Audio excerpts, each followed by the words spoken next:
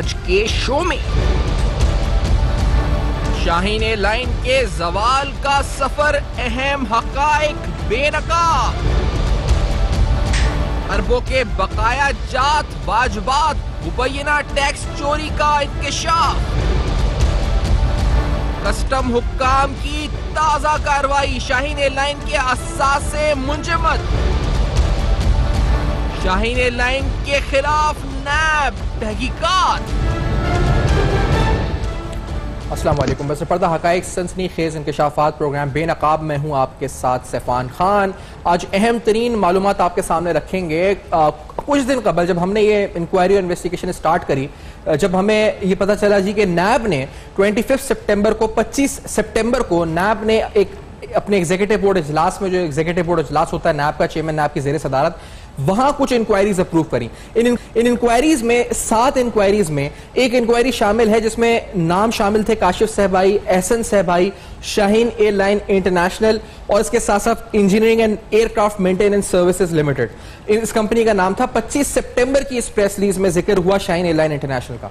तो इसके बाद ये जुस्तजू हुई कि आखिर मामला क्या है, आखिर माजरा है क्या। ये एयरलाइन जो कि एक जमाने बड़ी मशहूर पाकिस्तान की चंद बड़ी एयरलाइंस में जिसका शुमार होता था, आखिर नैब इन्वेस्टिगेशन क्यों कर रहा है, आखिर कहां कहां क्या कोई गबन हुआ है, मुबैना तौर पे बदनवानी हुई है, तफसीलात में जाने की कोशिश करी। तो यहां से बात आगे निकली और इसका तफसीलन आपके सामने एक स्लाइड की सूरत में प्रेजेंटेशन पेश करते हैं कि किस तरह से वो एयरलाइन, पाकिस्तान की दूसरी बड़ी एयरलाइन जिसको कहा जाता था शाहीन इंटरनेशनल एयरलाइन, उसके जवाल का सफर शुरू हुआ। शाहीन इंटरनेशनल एयरलाइन, जिसको हमने बताया जी कि दूसरे नंबर पर बड़ी एयरलाइन समझा जाता था, इसका शाहीन एयरलाइन का जो लाइसेंस है 30 अगस्त 2018 को जो सिविल एविएशन अथॉरिटी की तरफ से खत्म कर दिया गया। 30 अगस्त 2018 को यह खत्म किया गया। अक्टूबर 2018 से शाहीन एयरलाइन की डोमेस्टिक और बैनुल-अक़वामी परवाजें मुकम्मल तौर पर मुअत्तल हो गई। तकरीबन 5,500 से जायद pilots, air hostess, workers, technical staff मुलाजमतों से हाथ धो बैठे। पीएसओ समेत दीगर इदारे जो फ्यूल फराहम करते थे, उनके अरबों रुपए के वाजिबात इंतजामिया जैसे वसूली में जो है वो नाकामी का सामना हुआ। कैटरिंग सर्विसेज समेत मुख्तलिफ कंपनियों ने भी, जो मुख्तलिफ वेंडर्स हैं, उन्होंने भी शाहीन एयरलाइन से अरबों रुपए वसूल करने हैं, यानी अब अरबों रुपए के इस वक्त वाजिबात हो चुके हैं। शाहीन एयरलाइन सिविल एविएशन के भी तकरीबन 1 अरब 40 करोड़ रुपए की नादहिंदा है और FIA को भी शाहीन एयरलाइन के खिलाफ कार्रवाई करने की दरख्वास्त दी गई थी।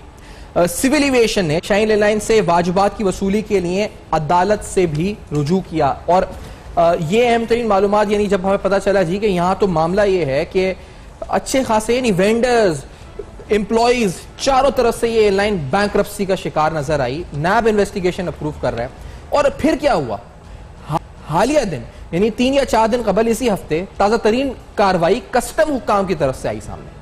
कस्टम हुक्काम ने आपको शाहीन एयरलाइन के एयरक्राफ्ट जो खड़े हुए थे, आपको तफसीलन बताएं तो शाहीन एयरलाइन के एयरक्राफ्ट इंजन, एयरक्राफ्ट, टाउटग, ट्रेस्टल्स, कंटेनर ऑफिसेस, जज, एयर कंडीशनर, ये सब सील किए। इसकी तफसीलात आपको बताते हैं कि तकरीबन जो कस्टम हुक्काम ने वाजिबात की अदम अदायगी पर असासे मुंजमद किए, एयरलाइन से अरबों रुपए के वाजिबात की वसूली के मामले पर कस्टम हुक्काम ने एक्शन लिया। मज़कूरा इदारे पर 4.25 अरब रुपए से जायद टैक्सेस वाजिबुल अदा है। मुंजमद असासों में ओल्ड टर्मिनल रोड पर head office, Karachi airport building में 6 दफातर और बुकिंग ऑफिस भी मुंजमद कर दिया गया। कराची एयरपोर्ट के रनवे पर तैयारों की मुरम्मत के लिए कायम हैंगर को भी मुंजमद कर दिया गया। इसी तरह से मुंजमद असासों और रनवे पे मौजूद 22 तैयारे उनमें शामिल है मुंजमद असासों में, जिनको सीज किया गया बाय कस्टम डिपार्टमेंट। इस सिलसिले में एक लेटर और एक नोटिफिकेशन भी और कुछ डॉक्यूमेंट्स भी जो कस्टम से हमने हासिल किए, जिसमें बताया गया कि क्यों अटैच किया जा रहा है इन एसेट्स को, और उसके साथ उन एसेट्स की तफसीलात भी, यानी वो जो उनकी जो फुटेजेस हैं वो भी आप देख सकेंगे जो जिनको सीज किया गया। आखिरकार हो क्या रहा है, पाकिस्तान की सब में बड़ी जो एयरलाइंस में जिसका शुमार होता था, उसका ये जवाल का सफर किस तरह शुरू हुआ है और जवाल आखिर ये जो हुआ, इसके बाद जो इन्वेस्टिगेशन, इंक्वायरी और FBR और कस्टम हुक्काम के एक्शंस ये क्या रंग लेकर आएंगे, आज प्रोग्राम में हम जरूर डिस्कस करेंगे। इसके अलावा एक और मामला भी सामने आया और जब इसके मामले की मजीद डेप्थ में गए, तह में गए, तो पता चला जी कि मुबैना तौर पे टैक्स चोरी टैक्स इवेजन के भी इल्जामात हैं शाहीन एयरलाइन के मालिकान के ऊपर। और ये जो मामलात हैं, ये जब आप एफबीआर के थ्रू चेक किया, पता चला कि एफबीआर ने टैक्स फ्रॉड का यानी टैक्स इवेजन का भी सुराग लगाया और शाहीन इंटरनेशनल एयरलाइन के खिलाफ इसके हवाले से एफआईआर भी दर्ज की गई। शाहीन एयरलाइन के खिलाफ मुकदमे में तकरीबन 7 दफात का इंदराज किया गया। एयरलाइन पर तकरीबन 95 करोड़ 50 लाख 55 हजार रुपए टैक्स की नादहिंदा है, ये एफबीआर की तरफ से कहा गया एफआईआर में। ये टैक्स वो है जो शाहीन एयरलाइन अपने मुसाफिरों से फेडरल एक्साइज ड्यूटी की मद में कटौती करती रही, यानी ये जो कस्टमर्स हैं उनसे कट होता रहा, लिया जाता रहा और मुसाफिरों से कटौती की जाने वाली रकूम कौमी खजाने में जमा नहीं करवाई गई। एयरलाइन ने अभी तक जो इस वक्त सेल्स टैक्स रिटर्न है वो जमा नहीं कर रहा है अपने इलेक्ट्रॉनिक, और ये शिकायत कुनंदा ने जो इस वक्त है इस हवाले से कंप्लेन भी करी। तफसीलात मजीद भी हैं और जिस तरह हम आपको बता रहे हैं कि शाहीन एयरलाइन पर आज हम डिटेल में बात कर रहे हैं कि आखिरकार वजह क्या है कि नैब एक्टिव हुआ, कस्टम हुआ, एफबीआर, वेंडर्स सब परेशान। इसके जवाल पे बात करते हैं। डॉक्टर इकरामुल हक साहब माहिर टैक्स उमूर भी हमारे साथ मौजूद हैं। जनाब जैगम खान साहब सीनियर तर्ज़ निगार हैं, कॉलम निगार हैं, आपका कॉलम हम पढ़ते हैं जी, बहुत ज़बरदस्त लिखते हैं, हमें ज्वाइन कर रहे हैं इस्लामाबाद स्टूडियोज़ में। मुसद्दिक अब्बासी साहब हमारे साथ मौजूद होंगे, साबिक डीजी नैब। डॉक्टर इकरामुल हक साहब आपसे गुफ्तगू का आगाज़ करेंगे। टैक्स इल्ज़ाम, कस्टम हुकाम सीज कर रहे हैं एसेट्स, 1 अरब 40 करोड़ रुपए सिविल एविएशन के ड्यूज। हुआ क्या सर, आपने देखा, ये तो एक बड़ा इंपॉर्टेंट केस स्टडी है, आप भी अगर स्टूडेंट्स को बताएं अपने, तो किस तरह से एक एयरलाइन कहां से कहां पहुंची और क्या हाल हो गया इसका डॉक्टर साहब? जी, इसमें सबसे अफसोसनाक बात यह है कि जब ये टैक्स का मामला चल रहे थे तो उस वक़्त एफिकेशियस यानी कि मुअस्सर तौर पर रिकवरी नहीं की जाती और अंडर हैंड जो बात चलती है, तो आप देखिए कि बैंकरप्ट होने के बाद आप बड़े बड़े नोटिस रिकवरी की चीज़ें ला रहे हैं। तो सोचने की बात यह है कि जब उस वक़्त टिकटें तो बिक रही थी, उसके साथ जो टैक्सेस मुसाफिरों से लिए जा रहे थे तो वो कौमी ख़जाने में जमा ना हों और इसका सुराग जो है वो आपको 7 साल बाद पता चले, तो ये एक इंतहाई अफसोसनाक बात है कि हमारे अदारों की जो कारकर्दगी है, क्योंकि जब फ्रॉड हो रहा होता है या उसको आप प्रीएम्प्ट करते हैं, ना कि फ्रॉड होने देते हैं और फिर बाद में जैसे सांप निकल जाए और आप लकीर पीटते रहते हैं, तो ये बड़ी अफसोसनाक बात है कि जितना भी देर आप इस मामले को और तूल देंगे तो आखिर में सरकार के हाथ भी उसके वाजिबात तो नहीं आएंगे, मगर एक अदारा जो मुनाफा बख्श भी था शुरू में और जो एक एयरलाइन ऐसी थी जो हमारी कौमी एयरलाइन के खसारे भी आपको पता है और वहाँ नाअहलियों का भी आपको पता है, तो एक प्राइवेट अदारे में जब ऐसा मामला हो जाए तो फिर इत्मीनान ख़त्म हो जाता है कि सरकारी चले तो खैर हमारे यहाँ ये तारीख है ही है, मगर क्या निजी अदारे भी हमारे यहाँ इस तरह से ही परफॉर्म करेंगे कि अल्टीमेटली वो अदारा भी तबाह हो जाए, उससे जुड़े हुए लोग भी, रियासत को भी उसका टैक्स ना मिले और मजमूई तौर पर ये हमारे यहाँ प्राइवेट सेक्टर के अंदर भी नाकामी की एक दास्तान है। ये आप कह रहे हैं कि एक बात, क्योंकि आप ये कह रहे हैं कि अगर ये 7 साल तक होता रहा और ये अगर टैक्सेस में ये एवेजन करते रहे और लोगों से एफईडी काटते रहे और देते नहीं रहे आगे, तो इसका मतलब तो इसमें एफबीआर और उसके बावजूद, इंकिशाफ के बावजूद भी टिकट बिकते रहे, तो फिर ये ज्यादा बड़ा अलमिया तो इस इदारे से ज्यादा उन रेगुलेटरी बॉडीज का है जिनका ये काम था कि वो इसको रोकते, तो उन पर बड़ा सवाली निशान है इस पर डॉक्टर साहब। जी, यही मैं अर्ज कर रहा था कि अगर किसी निजी इदारों को यहाँ इसका मतलब है कि ये पूरा पता है कि वो कनाइवेंस से या उनकी इनएफिशिएंसी का फ़ायदा उठाते हुए इस तरह की जो बहुत ही ब्लेटेंट किस्म की टैक्स एवेजन है, अगर वो भी करते रहें तो उन पे कुछ बार नहीं आएगा, उनका पता नहीं चलेगा। तो मुझे एक तरफ तो शाहीन एयरलाइन के बंद हो जाने पे एक अफसोस है कि एक निजी अदारा था, अच्छा चल रहा था, फिर उसका क्या अंजाम हुआ, मगर साथ ही बहुत बुरी तरह ये फिर एक दफ़ा हमारे रियासती अदारों को एक्सपोज करता हुआ नज़र आता है, जो अपनी जिम्मेदारियां वक्त पर निभाने में कामयाब नहीं होते और नतीजा ये होता है कि ना सिर्फ नेशनल एक्सचेकर को बहुत बड़ा नुकसान पहुंचता है, बल्कि इससे हमारे ओवरऑल जो ढांचा है इंतज़ामी, उसके बारे में जो हम बार बार लिखते भी रहते हैं, ये शक व शुबात और भी मजबूत हो जाते हैं कि दरअसल वहाँ पे या तो बहुत ही इनएफिशिएंसी है और या बहुत करप्शन है, या दोनों का मिला जुला एक ऐसा जो है कम्बिनेशन है जिसकी वजह से वो ठीक काम नहीं कर पाते हैं। तो दोनों केस में अगर वो नाअहल हैं तब भी और अगर वो बदनुमान है तब भी अदारा तो नहीं चला सकते आप शाहीन एयरलाइन की दास्तान तो अपनी जगह पे, मगर ये एक बड़ा सवालिया निशान फिर FBR के ऊपर छोड़ते हुई जा रही है। सही बात है ज़ैम खान साहब, ये आप देख रहे हैं जो जिस तरह से हुआ मामला, मतलब ये सवालात, ये अहम मामला कि आखिरकार ये हुआ किस तरह, और फिर इस एयरलाइन से, ये एयरलाइन हो या कोई भी हो, प्राइवेट सेक्टर की इंटरप्राइज है, रेगुलेटरी बॉडीज का फुकदान वो क्या करते रहे, इकरामुल हक साहब ने बताया, इस पर टैक्स फ्रॉड और सारे एविडेंस मामला होते रहे, तो ये तो इदारों पे भी सवाल है। इसके साथ साथ एक पाकिस्तान की एयरलाइन इंडस्ट्री वैसी ज़बू हाली का शिकार है, एक प्राइवेट सेक्टर इंटरप्राइज का इस तरह से जवाल पजीर होना जो एक बड़ा नाम था, ये कितना बड़ा अलमिया है इस पर ज़ैम खान साहब? जी, ये बहुत ही बड़ा अलमिया है। और आप देखिए, आपने ठीक कहा कि जो एयरलाइन इंडस्ट्री है, एक तो वो पूरी दुनिया में इस वक्त बहरान का शिकार है और बड़ी बड़ी जो एयरलाइंस हैं वो फेल हुई हैं, लेकिन पाकिस्तान में ख़ास तौर पर और एयरलाइन इंडस्ट्री जो है, प्राइवेट एयरलाइन इंडस्ट्री ख़ास तौर पे बहुत ही दबाव का शिकार है। और उसकी वजह ये है कि उसको एक एनेबलिंग एनवायरनमेंट नहीं मिला। पाकिस्तान में सिर्फ जो क्रोनी सेक्टर है, जो रियासती अदारों के साथ मिलकर जो चलने वाले बिजनेसेस हैं, वही मज़े कर रहे हैं। यहाँ पे शुगर इंडस्ट्री मज़े कर रही है, धागा बनाने वाले लोग जो हैं वो मज़े कर रहे हैं। लेकिन ऐसी इंडस्ट्री जो हाई लेवल के एफिशिएंट सर्विसेज मुहैया करती है या जो हाई एंडेड प्रोडक्ट्स बनाते हैं, उनको हुकूमत की तरफ से कोई ख़ास सपोर्ट नहीं मिलती। दूसरी बड़ी इंडस्ट्री, हमारी ज़िंदगी बड़ी आसान हो गई थी जब शाहीन एयरलाइन चल रही थी, सब मुसाफिरों को कम रेट पे टिकट मिलते थे, सफ़र करना आसान था। और जब से प्राइवेट एयरलाइन इंडस्ट्री दबाव में आई है, तो आप देखें ये अरब रुपए का टीका तो आवाम को लग गया है। हमारे लिए टिकट कितनी महंगी हो गई है, कितनी मुश्किल हो गई है। मेरी ख्वाहिश थी कि जब ये एयरलाइन दबाव में आई थी तो कोई ऐसा हल निकाला जाता कि इसके जहाज़ों को ग्राउंड करके इसको ज़बरदस्ती बंद करने की बजाय कोई स्पोर्ट का तरीका निकाला जाता, कोई ऐसा तरीका निकाला जाता कि ये एयरलाइन चलती रहती।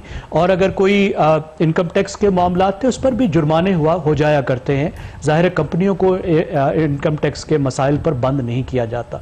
तो इसका बंद होना तो बहुत बड़ा अलमिया है। और ये एक तरफ तो ये जाहिर करता है कि पाकिस्तान में बिजनेसेस के लिए, और ऐसे बिजनेसेस जिनको बैनुल-अक़वामी तौर पर कम्पीट करना होता है, उनके लिए हमवार माहौल नहीं है, साजगार माहौल नहीं है। और उसकी वजह यह भी है कि जो सिविल एविएशन का रवैया है प्राइवेट एयरलाइंस के साथ, वो अच्छा नहीं है, क्योंकि PIA मौजूद है। PIA सरकार की लाडली एयरलाइन है, अरब रुपए, वो सैकड़ों अरब रुपए खा चुकी है। बहुत नुकसान वो हमारी जेब को, आवाम की जेब को करके वो पता नहीं किस तरीके से ज़िंदा है, और कोई अच्छा कंपटीशन उसके लिए अवेलेबल नहीं है। तो इसमें एक पहलू तो ये है लिक्विडेशन का, यानी दिवालिया होने का। कंपनियां दिवालिया दुनिया भर में होती हैं, और जब कंपनियां दिवालिया होती हैं तो जिन्होंने उनके साथ कारोबार किया होता है, उनके कुछ ना कुछ पैसे फंसते हैं।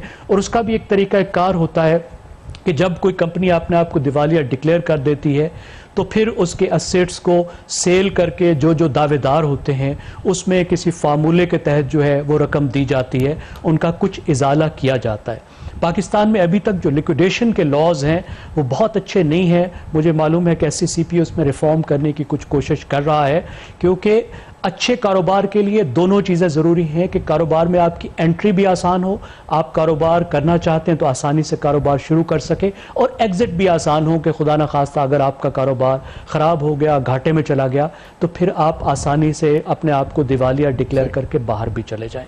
एक तो ये हुआ, ये एक नेशनल ट्रेजेडी है, इतने बड़े बिजनेस का, एक एफिशिएंट बिजनेस का नाकाम होना एक ऐसे वक्त में जबकि बैनुल-अक़वामी जो एयरलाइंस हैं उनकी यलगार है, हमारे जो डॉलर हैं जो इतने कीमती हैं वो बाहर जा रहे हैं, और हम में से हर आदमी को, इवन गरीब आदमी भी बेचारा हज पे जाता है, कराची वराची जाना पड़ता है, उसको बहुत महंगी टिकट लेने पड़ रही हैं, उसको मुश्किल उठानी पड़ रही है। अब जो दूसरी बात है वो ये है कि क्या गैर कानूनी इसने काम किए हैं, उस पर ज़ाहिर तफ्तीश जो है वो अभी आएगी। और हमने देखा है कि हमारे जो इदारे ओवरसाइट वाले, एक तो पहले तो वो इनएफिशिएंट रहते हैं। डॉक्टर साहब ने बिल्कुल ठीक कहा कि 7 साल क्या कर रहे थे। आखिर इनकी एक ऑडिट रिपोर्ट होती है हर साल, जो है हर कारोबारी अदारा जो SCCP में रजिस्टर्ड है वो अपनी ऑडिट बनाता है, वो ऑडिट चेक होता है, वो ऑडिट देखा जाता है। FBR को भी वो हर साल अपने हिसाब देता है। तो इनको ये चीज़ उस वक्त नज़र क्यों नहीं आई? जब वो दिवालिया हो गई तो फिर उसके पीछे भागे हैं तो इस वक्त भागने का फायदा ही क्या है सिवाय इसके कि आपके दूसरे कारोबारी लोगों को डराएं कि अगर तुम कल को तुम्हारा कारोबार फेल होगा तो फिर हम तुम्हारी जान नहीं छोड़ेंगे, तुम्हारे मुर्दे को भी पीटेंगे। तो इस वक्त ये बिल्कुल एक अनप्रोडक्टिव सी बात है। बहरहाल ये बताता है कि हमारे इदारे जो हैं वो कितने इनएफिशिएंट हैं। FBI जैसा इदारा अपना काम ठीक नहीं कर रहा, और ख़ास तौर पे फेडरल एक्साइज ड्यूटी लेकर फिर आगे सरकार को ना देना। इसका मतलब ये है कि फेडरल एक्साइज ड्यूटी या सरकारी टैक्स अगर आपने वसूल कर लिया सरकार के बिहाफ पे, तो वो तो फिर अवाम का पैसा आपके पास है, वो तो आपको आगे देना चाहिए। ना देना बहुत बड़ा जुर्म है, लेकिन वो भी रिवायत बन गई। आप देखिए, आप जाके रेस्टोरेंट पर जो पैसे देते हैं वो बहुत से रेस्टोरेंट आगे सरकार को नहीं देते। और अभी आपने देखा पिछले दिनों कि जो फर्टिलाइजर फैक्ट्रीज हैं उनको सरकार कितने अरब रुपए माफ करने चली थी जो वो अवाम से जमा कर चुके हैं। तो इट्स रियली स्कैंडलस, जिसके ठीक होने की जरूरत है। सही बात है। ये अहम तरीन मालूमात आपके सामने रखी है, और कुछ इंपॉर्टेंट जो इस वक्त एयरलाइन इंडस्ट्री के हवाले से डेवलपमेंट है, इस पर आज प्रोग्राम कर रहे हैं। शाहीन एयरलाइन के जवाल का सफर, इस ब्रेक के बाद आपको बताएंगे कि कितनी बड़ी तादाद में वो लोग जो मुलाजमीन थे इस ऑर्गेनाइजेशन में वो सफर कर रहे हैं, वो क्या कह रहे हैं, आखिर उनके मुतालबात कौन सुनेगा। उनके भी 8 माह के बकाया जात हो चुके हैं, कौन देगा उनको। इस ब्रेक के बाद करेंगे बेनकाब। हमारे साथ रहिए।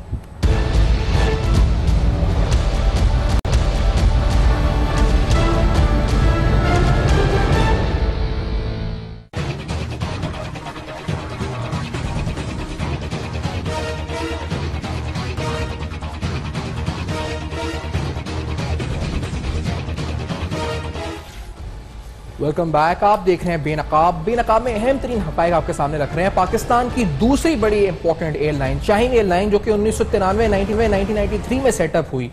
1999 में इसके प्लेन्स दुबई इंटरनेशनल एयरपोर्ट्स पर लैंड हुए। ये वो एयरलाइन थी जो पाकिस्तान की न सिर्फ पहचान बल्कि पाकिस्तान की प्राइवेट एंटरप्राइजेस के अंदर एक बड़ा नाम था। लिक्विडेट हुई, बंद हुई आखिरकार, और उसके बाद उसके फ्रॉडलेंट एक्टिविटीज की कहानियां पूरे चर्चे हुए। FBI, टैक्स फ्रॉड्स, कस्टम हुकाम, सिविल एविएशन अथॉरिटी के वाजिबात, वेंडर्स की पेमेंट्स, और इसके साथ साथ एम्प्लॉइज के साथ क्या हुआ ये भी आपको सुनाते हैं। जो दास्तान हम तक पहुंची जिसके मुताबिक तकरीबन 8 माह के बकाया जाता है। शाहीन एयरलाइन की पिछले 8 माह यानी तकरीबन 8 माह का जो उन्होंने सैलरीज हैं वो ना पे की, मुलाजमीन के बकाया जात अदा नहीं किए, 8 माह के बकाया जात अदा नहीं किए। इस एयरलाइंस की जो परवाजें हैं ये बंद होने से तकरीबन 5000 के करीब खानदानों को माली मुश्किलात का सामना करना पड़ रहा है। इसी तरह से बोर्ड ऑफ डायरेक्टर्स जो पाकिस्तान में भी मौजूद हैं, जब वो थे मौजूद, उनसे जवाब तलबी की जाए, मुलाजमीन का मुतालबा था, और अब तो वो फ्ली कर चुके हैं। लेकिन मुलाजमीन ने उस जमाने में बहुत प्रेस कॉन्फ्रेंसेस की और एहतजाज भी किए। मुलाजमीन के बकायाजात तकरीबन 1 अरब से ज्यादा है, ये क्लेम है जो एम्प्लॉइज है उनका। शाहीन एयरलाइन के मुलाजमीन अपने हक के लिए अदालत भी गए, और इसके साथ साथ सुप्रीम कोर्ट ने मुलाजमीन की तनख्वाहों की अदम अदायगी पर एयरलाइन के कायम मुकाम चीफ को भी तलब किया था। शाहीन एयरलाइन की जायदाद बेचकर तमाम रकम वसूल कर लेते हैं, ये उस पर चीफ जस्टिस के रिमार्क्स भी आए थे सामने। जो एम्प्लॉइज हैं उन्होंने स्टेटमेंट्स क्या दी थी और किस तरह से ये लिक्विडेट होने के बाद भागे थे और फिर मामला कोर्ट्स तक गया था, याद दहानी के लिए उन एहतजाजों को आपको दिखाते भी हैं। पहले आपको जो प्रेस कॉन्फ्रेंस है उनके एम्प्लॉइज की, उसमें दिखाते हैं कि वाजिबात के हवाले से वो एम्प्लॉइज क्या कहते हैं। Let's hear this first.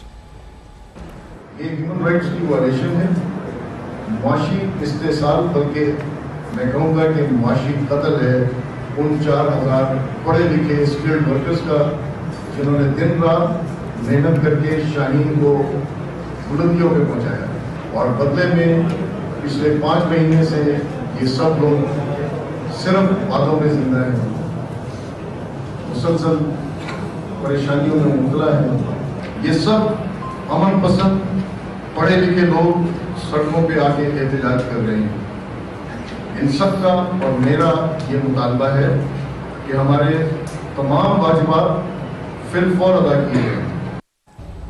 आप देख रहे हैं इसमें पायलट्स हैं, इसमें मुख्तलिफ रिस्पेक्टेबल प्रोफेशंस के लोग हैं जो ये प्रेस कॉन्फ्रेंस कर रहे थे। ये लोग सड़कों पर भी आए, सड़कों पर एहतजाज किया। सड़कों पर एहतजाज के दौरान क्या कहा इनके एम्प्लॉइज ने, ये भी जरा सुनते हैं। Let's hear this. हमारे अलाउंसेस बंद कर दिए गए और 5 महीने से हमें हमारी सैलरी नहीं दी गई। हमें यही कहा जा रहा है कि अगले महीने हमारी तनख्वाहें दी जाएं जो 5-6 महीने से, और ये कोई खास तबका नहीं है शाहीन का, ये पूरी शाहीन की एम्प्लॉइज जितने अफेक्टिव्स हैं ये उनका मुजाहरा है। पिछले 3-4 महीने से सैलरी नहीं दी गई और इसके अलावा बहुत सारा क्रू ऐसा है कि जिसको बिना वजह टर्मिनेट कर दिया गया है विदाउट एनी रीजन। तो यहाँ इसलिए इकट्ठे हुए हैं कि हमारी जो सैलरीज हैं वो दी जाएं, हमारे ड्यूज क्लियर किए जाएं। अब ये सूरत है डॉक्टर कामरुल साहब, आप बताएं, क्योंकि ये तो एम्प्लॉइज के साथ भी फ्रॉड करके एक तरह से हुआ मामला, लिक्विडेट हुए, ठीक है, अभी ज़हीर साहब बोल रहे थे कि लिक्विडेट होते हैं, सब होते हैं, लेकिन आप कम से कम वेंडर्स, एम्प्लॉइज, और ये तो एम्प्लॉइज हैं 8-8 माह की सैलरीज के लिए रोते रहे, ये मिसाल क्या कायम की इस प्राइवेट एंटरप्राइज ने डॉक्टर साहब? जी, हमारे यहाँ जैसे पहले ज़ैगम खान साहब भी फरमा रहे थे कि ये बहुत अफसोस का मुकाम है कि ऐसे अदारे भी जो कि प्राइवेट और हमारे निजी शोबे में आगे आते हैं, वहाँ रेवेन्यू भी होता है, मगर फिर क्या ये मिसमैनेजमेंट है या हमारे यहाँ ऐसे एनवायरनमेंट ही नहीं है कि जहाँ पर जो अदारे हैं उनके यहाँ बढ़ने का, फलने फूलने का? आपने देखा होगा कि यूरोप की कामयाबी हो या और ममालिक की, वहाँ कॉरपोरेट सेक्टर में परपेचुअल जो है वो सक्सेशन होता है, खानदानी मामला भी नहीं होता। बिल गेट भी छोड़कर चले गए मगर माइक्रोसॉफ्ट चलता रहा। आपने देखा कि उन जगह पे जहाँ क्रोनी कैपिटलिज्म नहीं होता और अपने तौर पर, असूली तौर पर चीज़ें चलती हैं, रेगुलेटर भी ठीक होते हैं, लोग भी इस तरह के फ्रॉड नहीं करते हैं, तो एक मजमूई फलने फूलने का रुझान होता है।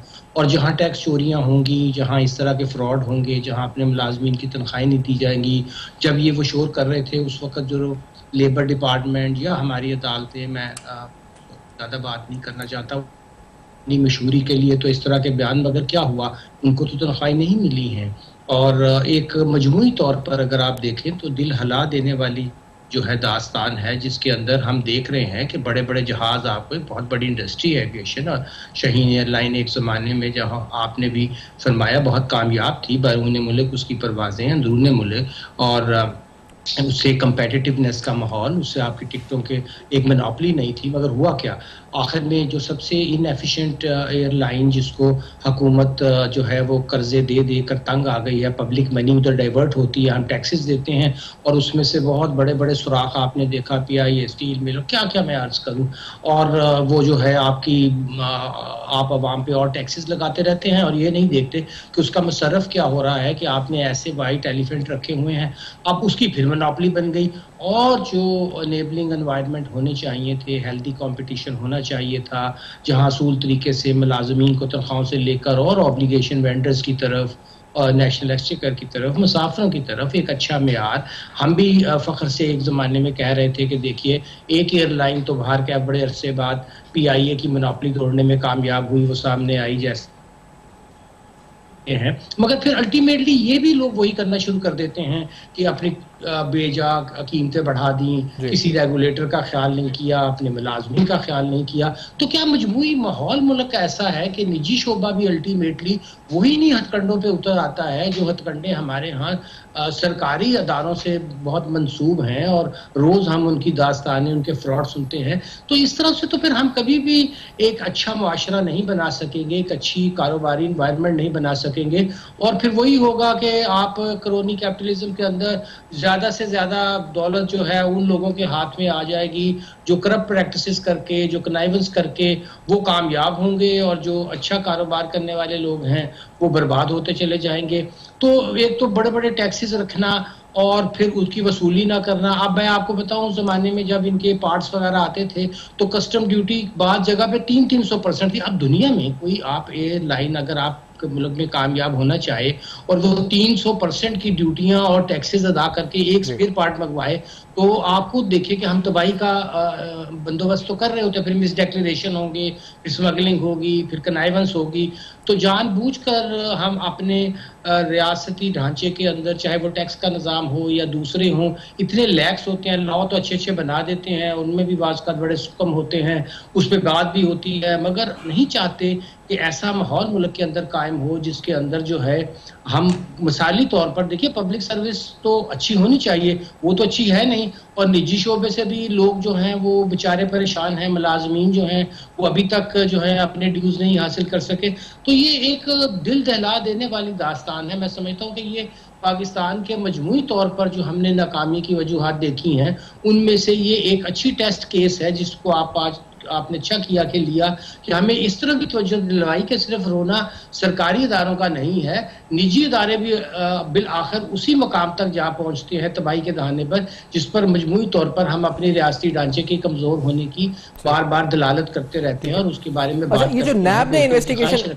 इंक्वायरी अप्रूव की थी 25 सितंबर को, मुसद्दिक अब्बास साहब आप हमें ज्वाइन कर चुके हैं, आपसे जानेंगे क्योंकि ये नैब की इंक्वायरी ये किस स्टेज में, कुछ तफसीलात आपको इल्म में है कि कर रही है? इसमें नाम है एहसन सहबाई साहब का, काशिफ सहबाई जो ओनर्स हैं, फिर इन्होंने जो कंपनी बनाई थी engineering and aircraft maintenance services, उसका नाम भी है, शाहीन इंटरनेशनल एयरलाइन का नाम भी है।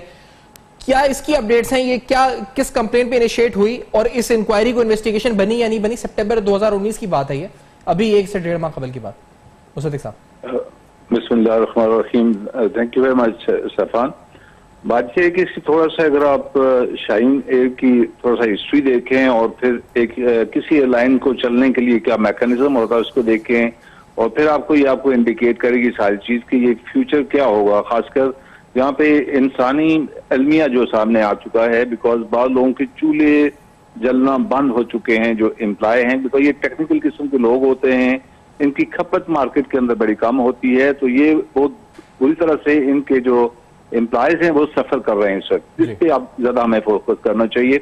एयरलाइन ये पहले शाहीन फाउंडेशन इसको रेज किया। याद रखें, एयरलाइन को भी जब चलती है तो पहले वो डोमेस्टिक लाइन पे चलती है, डोमेस्टिक से वो इंटरनेशनल स्टेटस एक्वायर करती है, 2 साल तकरीबन वो डोमेस्टिक में रहती है। Shaheen airline is international airline और उसके बाद सबाई साहब ने इसको खरीदा। किसी एयरलाइन को चलाने के लिए याद रखिए बेबहा इक्विटी कैश इनफ्लो चाहिए होता है। कैश इनफ्लो जब तक नहीं होगा उस वक्त तक एयरलाइन नहीं चल सकती। अगर कोई ये इस इंप्रेशन में चलाने की कोशिश करता है एयरलाइन को कि ठीक है जी जहाज लीज पे आ जाएंगे और वेट लीज पे या ड्राई लीज पे आ जाएंगे और इस तरह से हम चला लेंगे एयरलाइन को, तो ये खुशफहमी थी।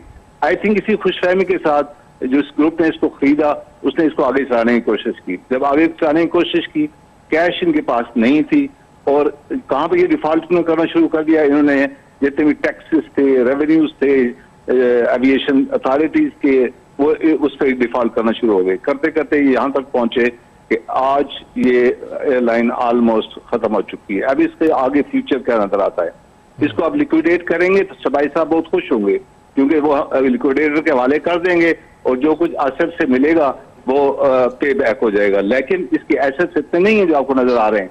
इन 22 तैयारों में मोस्ट ऑफ द एयरक्राफ्ट जो है वो लीज के ऊपर हैं, वो इनके हैं ही नहीं। एसेट्स इतने नहीं है जो कि जितनी इसको लाइबिलिटी चढ़ चुकी हैं। अच्छा। अब इसका हाल ये है कि कोई अच्छा सा जो कंपनी या कोई अदारा या कोई बाहर से ऐसा इन्वेस्टर इसको खरीदे, क्योंकि ये लाइसेंस की वैल्यू है।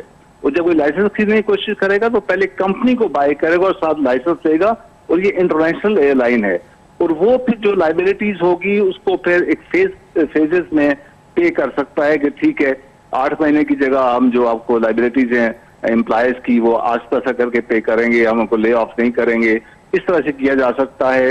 अदरवाइज ये डेड एंड पे आ चुकी है ये कंपनी, और मुझे नहीं पता कि नैब की इंक्वायरी किस उसके ऊपर हो रही है, वो टैक्स एविजन के ऊपर है आई एम श्योर, और किसी बात पे नहीं है, बिकॉज टैक्स एविजन पे नैब गई होगी, लेकिन नैब इससे क्या निकाल सकेगी मुझे इसका भी आइडिया नहीं है, क्योंकि उसके अंदर इतनी वर्थ ही नहीं है कि उसको लिक्विडेट करेंगे या उसका कुछ बेच के आप ये सारी लाइबिलिटीज कर सकेंगे।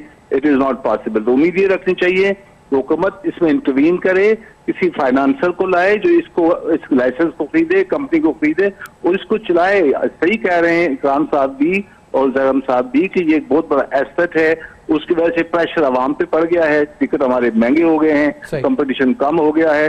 तो मेरी राय में ये इसका एक आगे से हल नजर आ रहा है, उसमें हुकूमत को हेल्प करनी चाहिए शाहीन एयरलाइन। अच्छा, एक ब्रेक की तरह में बढ़ना है, जैन साहब से पूछेंगे और इकराम साहब से भी, मुसद्दिक साहब भी साथ हैं after this very short break, क्योंकि जो हमने रवाबित करने की कोशिश तो की थी, कोई ऑफिशियल हमें तो रिस्पॉन्स नहीं मिला, लेकिन क्या हुआ कि ECL में नाम डालने के लिए सिविल एविएशन ने कोशिश की थी, या जो हुक्काम जिनको लिखा गया था उसके बावजूद ECL में नाम ना आया, वो वजह क्या थी और उससे हुआ क्या नुकसान, ये भी आपके सामने रखेंगे बेनकाब इस ब्रेक के बाद।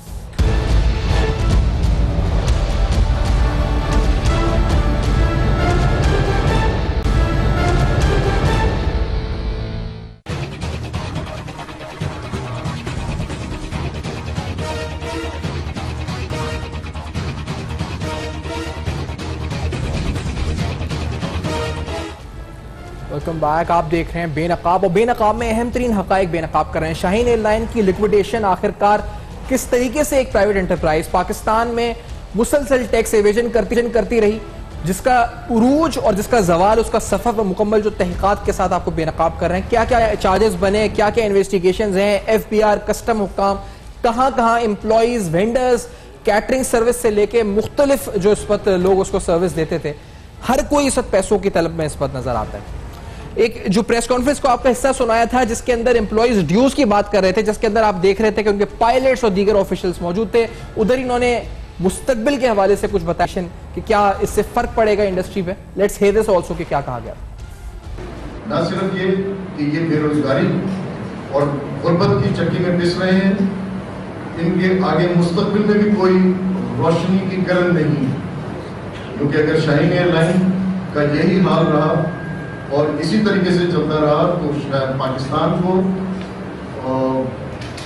एक काफी बड़ा एविएशन इंडस्ट्री को बहरान का सामना करना पड़ेगा, और ये 4-4,500 स्किल्ड वर्कर्स जो हैं ये कंप्लीटली बेरोजगार हो जाएंगे। ये थे वो खदशात जिनका इजहार किया गया था, लेकिन इन तमाम तर इल्जामात के बावजूद और इसके बावजूद कि सिविल एविएशन ने अपने 1.5 रुपए के वाजिबात के लिए लिखकर वजारत दाखिला को कहा था कि इनका नाम एग्जिट कंट्रोल लिस्ट में शाहीन एयरलाइन के मालिकान का नाम डाला जाए, नहीं डाला गया।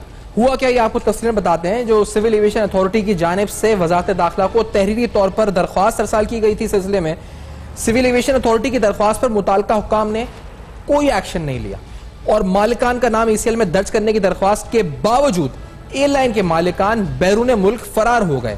अगर मालिकान मुल्क में मौजूद होते तो मुताल्लिका हुक्काम को वाजिबात वसूल करने में आसानी होती। ये सिविल एविएशन का मौक़िफ़ था, और इसके साथ साथ CSS ने DG CDA को मुखातिब करके रिमार्क्स दिए थे कि आपने इनको मुल्क से भगा दिया, आप सब को की मिली भगत से ये सब हो रहा है। दौरान समा CSS के ये रिमार्क्स भी सामने आए थे।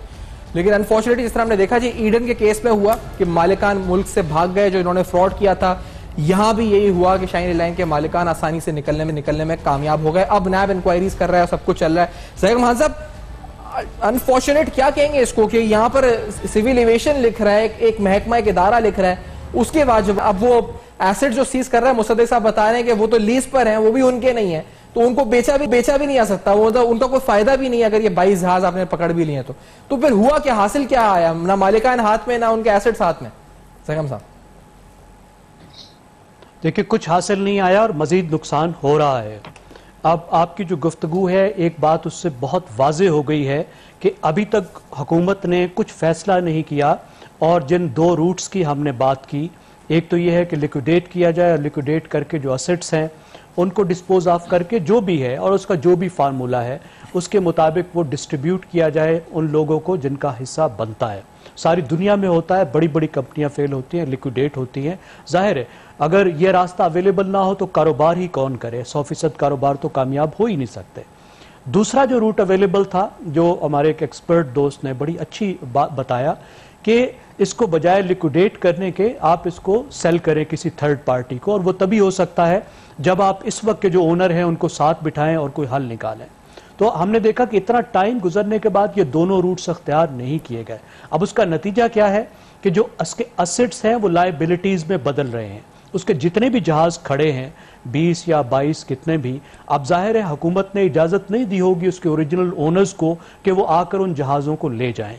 अगर हुकूमत ने इजाज़त नहीं दी तो इसका मतलब है कि उनका जो किराया है, जो बहुत महंगा होता है, आवर्स के हिसाब से होता है, और अरबों रुपए उसके भी बन गए होंगे, और वो हर रोज बढ़ रहे हैं। यानी जो थोड़ी बहुत उसके असेट्स थे वो असेट्स भी अब लायबिलिटीज में कन्वर्ट हो रहे हैं, और जब आप उसको सेटल करेंगे तो कम से कम पैसे मिलेंगे, और हो सकता है अब तक असेट्स बराबर हो चुके हों और लायबिलिटीज में बात जा चुकी हो।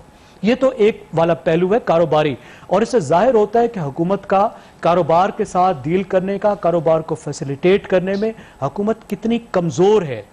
अब दूसरी बात, अब कुछ क्रिमिनल एस्पेक्ट है जिस पर तफ्तीश की जरूरत है, उसमें फिर भी हमें कुछ फुर्ती नजर आ रही है कि नैब दौड़ लगा चुका है। अब नैब के दौड़ लगाने का नतीजा ये है कि वो रास्ता जो थर्ड पार्टी को देने वाला था वो तो अब निकल गया। कोई इसको हाथ नहीं लगाएगा अगर नैब इस साइड पे आ रही है, कोई दुनिया का इन्वेस्टर इस तरफ रुख नहीं करेगा, तो वो तो रास्ता ही फिर बंद हो गया। तो उसका तरीका ये है कि आप लिक्विडेट करें और कारोबार को जुर्म ना बनाएं, और जब कोई इसकी तफ्तीश करें, पहली तो बात यह कि यह मौका नहीं है, आपको पहले करना चाहिए था। और जब लिक्विडेशन का प्रोसेस भी होता है, कोई कंपनी बंद होती है, तो फिर एफबीआर दोबारा से, एफबीआर का हक होता है कि उसकी तमाम जो शीट्स हैं वो दोबारा उसको रिव्यू कर सकता है, उसके पुराने खाते वो खोल सकता है, और उस वक्त उसके पास एक मौका होता है लिक्विडेशन के प्रोसेस के दरमियान में कि वो डायरेक्टर से पूछ सकता है कि आपकी ये जो रिपोर्ट्स हैं, क्योंकि आप क्लोज करने लगे, इसका हिसाब दे। और अगर कोई कानून के मुताबिक कोई उसमें क्रिमिनलिटी है तो उसका हिसाब लगाया जाता है। लेकिन आप देखिए, बात वो है कि हमारे यहाँ एक ऐसा माहौल बन चुका है जिसमें पहले तो कारोबार को पर उन पे नज़र नहीं है, अगर वो सरकार के पैसे खा रहे हैं तो उनके टाइमली उन पे हिसाब किताब नहीं है, और उसके बाद एक ऐसा माहौल है जिसमें आप कारोबार को भगा रहे हैं, फैसिलिटेट नहीं कर रहे हैं, आप कारोबारों को बंद कर रहे हैं, आप दुनिया की एयरलाइंस के लिए रास्ता खोल रहे हैं, बाहर वालों के लिए रास्ता खोल रहे हैं, अपने कारोबारी के लिए कारोबार करना आप मुश्किल बना रहे हैं। साहब, ये जो सिलसिला इस वक्त है, अब ये इसके बाद जो दीगर एयरलाइंस हैं उनके लिए, और यकीनी तौर पे जो फ्रॉडुलेंट प्रैक्टिसेस सामने आई हैं उसके लिए इदारों के लिए सीखने के लिए क्या इस वक्त है, वो क्या मेजर्स हैं जैगम साहब जो लिए जाएं, एफबीआर, कस्टम हुकाम, नैब, ताकि ये सब जो हो रहा है उस वक्त एक्शन ले, वजह से कि उसके 7 साल या 8 साल बाद एक्शन लिया जाए? देखिए, सबसे पहली चीज़ और बुनियादी चीज़ पाकिस्तान की मईशत में जो है, जो मेरा ख्याल है कि डॉक्टर करामुल्लाह साहब भी मेरे से इत्तफाक करेंगे, वो पॉलिटिकल इकानमी का है। वो ये कि हुकूमत ये आज़म करे कि हम क्रोनिक सेक्टर्स को सपोर्ट नहीं करेंगे, वो सेक्टर्स जो सरकार के पैसे पे पल रहे हैं, इस कौम का सरमाया खा रहे हैं, उस पे हम नहीं करेंगे, सरकार कारोबार नहीं करेगी, कौम के पैसे पीआईए जैसे जंक में नहीं झोंकेगी। हम एक ऐसा माहौल पैदा करेंगे जिसमें जो कारोबार कंपेटिटिव है, बेहतर काम कर सकता है, उसके लिए साजगार माहौल हो, और एक फेयर बुनियाद पे उनको मदद फराहम की जाएगी ताकि वो बैनुल अक़वामी तौर पे कम्पीट कर सकें। ये तो पॉलिटिकल इकानमी का सवाल है जो इस हुकूमत में भी अभी तक आपको विल नजर नहीं आती। अभी तक आप शुगर मिलों को मदद देते हुए आप नजर आ रहे हैं, आप सूतर बनाने वालों को मदद देते हुए नजर आ रहे हैं। ये तो एक पहली बात। दूसरी बात, जो जैसे आपने कहा कि वो इदारे जिनका काम है ओवरसाइट करना, रेगुलेट करना, टैक्सेशन करना, उनकी कैपेसिटी को बेहतर बनाने की बात है कि ऐसे लूप होल्स पैदा ना हो, और एक टाइम के बाद आप मत पीछे जाएं। आप एक टाइम मुकर्रर करें कि भाई 5 साल हो गए, आप 7 साल वाले टैक्सों के पीछे ही ना जाएं। आप ये कुल्हाड़ा मत रखें। अगर आप में सलाहियत ही नहीं है कि आप टैक्सेशन का हिसाब नहीं रख सकते, तो फिर बाप दादा का हिसाब आप खोलकर कारोबारी लोगों को मत डराएं। अपनी सलाहियत कार बेहतर करें, क्रिमिनलिटी को रोकें, और फिर बराबरी पैदा करें। एक तरफ तो आप सैकड़ों अरब रुपए जो है वो माफ करने चले हैं फर्टिलाइजर फैक्ट्रीज की, जो क्रोनी सेक्टर है, और दूसरी तरफ एक कारोबार जो मुसीबत में है, आप उसके पीछे आप तलवार लेके भाग रहे हैं। तो ये पूरा आपको एक बराबरी का माहौल भी पैदा करना है कि अगर सरकार के पैसे है तो फिर सबने खाए हैं ना, फिर अगर रेस्टोरेंट खा रहा है तो उसके भी पीछे जाए, वो क्यों खा रहा है? क्योंकि आपका मेरा पैसा जो है वो पैसा तो बराबर है ना, उसका रंग तो अलग नहीं है। तो ये वो लार्जर रिफॉर्म्स हैं, बड़े सवालात हैं जिनको आप हल करेंगे तो तभी कारोबार के लिए भी हालात बेहतर होंगे, शुक्रिया अदा करेंगे। और इकराम उल हक साहब का भी शुक्रिया अदा करेंगे, मुसद्दिक साहब जिन्होंने प्रोग्राम में ज्वाइन किया है। आज शाइन के हवाले से अहम तरीन हकाइक के साथ कि क्या क्या हुआ, किस तरह शुरू हुआ, कहाँ तक पहुंचा, उरूज से लेके ज़वाल तक का सफर 1993 से शुरू हुआ और साल 2018 में जाके लिक्विडेट हो गया। आखिरकार कौन कौन से जिम्मेदार इदारे थे जिनको जिम्मेदारी अदा करनी थी, जिन्होंने नहीं करी? आपने सब सुना, सब जाना। फीडबैक फेसबुक, ईमेल और ट्विटर पर आपके सामने एड्रेसेस फ्लैश कर रहे हैं। देखते रहिएगा, अब तक अपना बहुत ख्याल रखिएगा।